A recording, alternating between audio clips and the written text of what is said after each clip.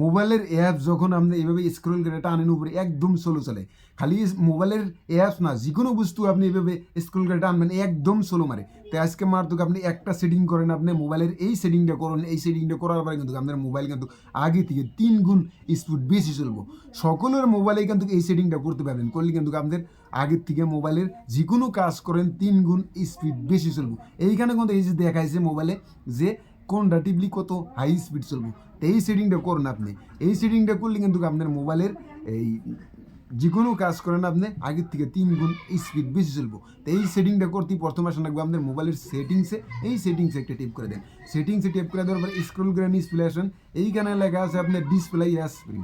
তো এই জায়গায় একটা টিপ করে দেবেন। তো এইখান থেকে টিপ করে দেওয়ার পরে আপনি এইখান থেকে খুঁজে বাই করবেন আপনার স্ক্রিন ফ্রেশ রেট। তো এই অপশনটা যে আছে আপনার এই অপশনে একটা টিপ করে দেবেন।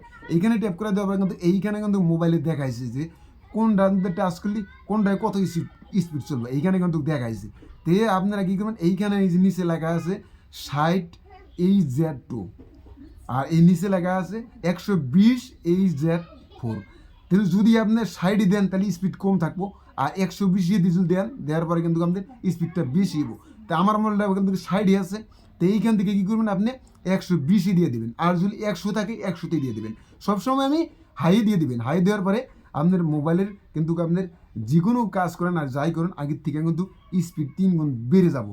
তো আমি কিন্তু এইখানে 120 দিয়ে রাখলাম, 120 দিয়ে রাখলাম। এইভাবে যদি আপনারা এই সেটিংটা যদি করেন আপনার, তো এই সেটিংটা যদি এভাবে আপনারা করার পরে কিন্তু মোবাইলে আপনার আগের থেকে 3 গুণ স্পিড বেশি চলবো। যে কোনো কাজ করেন আপনি আগের থেকে আপনার মোবাইলের এইভাবে যদি আপনারা সেটিংটা করে রাখেন আগের থেকে আপনার মোবাইল 3 গুণ স্পিড বেশি চলবো। তো আশা করি যদি ভিডিওটা ভালো লাগে সাথে থাকবেন, সাপোর্ট দেবেন পরবর্তী ভিডিও পাওয়ার জন্য।